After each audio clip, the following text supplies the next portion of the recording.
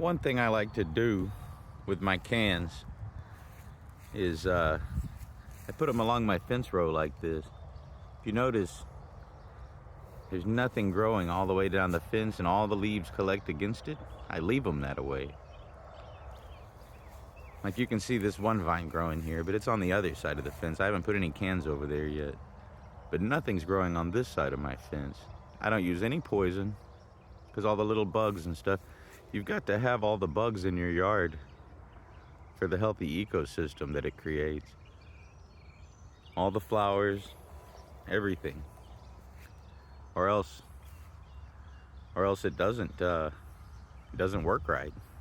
People today, since the 1950s, have used so much pesticide and so much herbicide that it's causing all kinds of problems.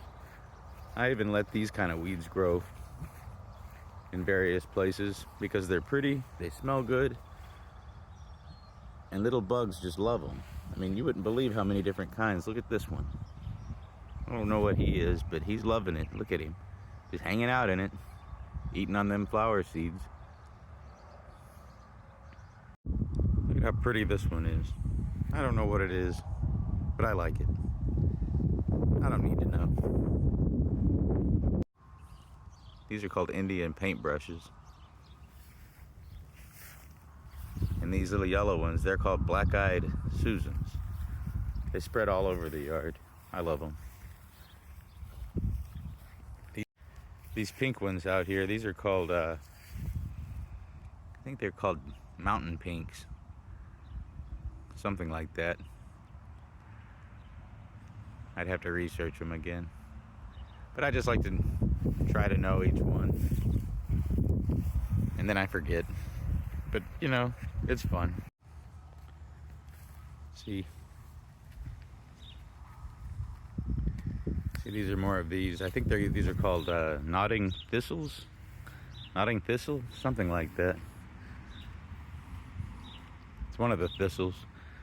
But I just love these little, they're like soft, poofy. But then they have these spikes on them, which tells me they're edible. Usually plants that are spiky, they typically have some kind of medicinal powers or they're edible.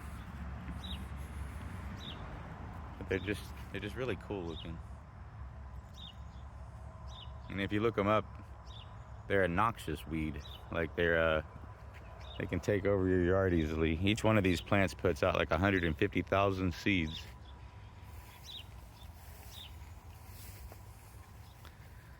This is a barrel cactus. It puts off pretty little flowers on top of each one of the, you know, the ends there.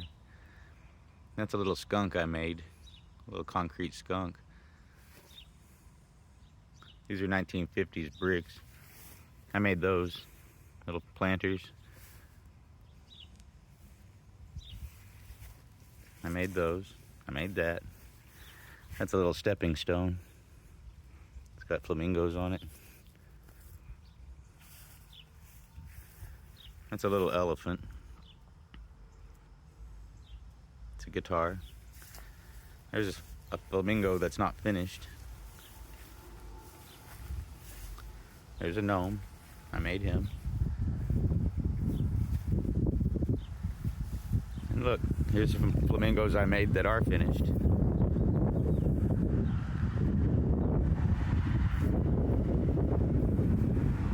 I didn't make the donkey in the cart, but it's from the same mold company from the 1950s that the flamingos are from. I did make this little squirrel here. I made him. And then the real squirrel knocked him over. I had him out there on a concrete table and it chipped his ear. I'm gonna have to repaint him. But yeah, there's a real squirrel that lives out here that likes to attack this one.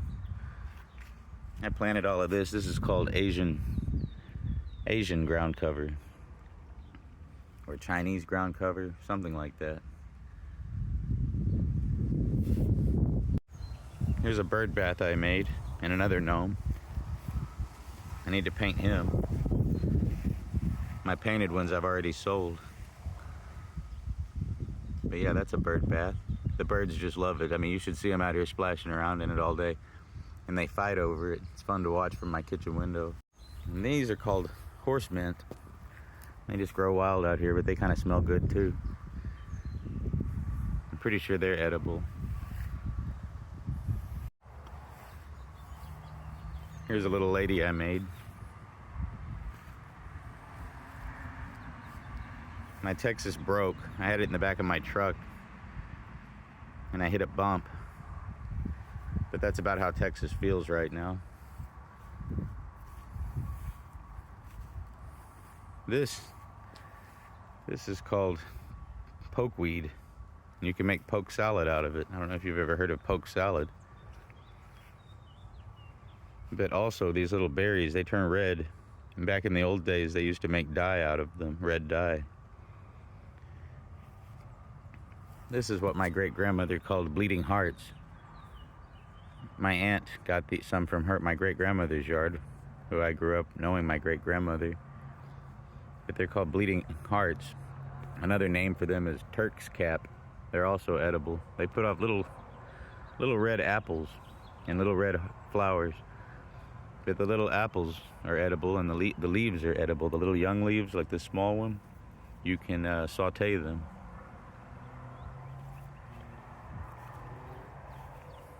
And here's some more planters I made. I dug all these old bricks up from a house in Fort Worth that was getting torn down. And I made my flower bed with it.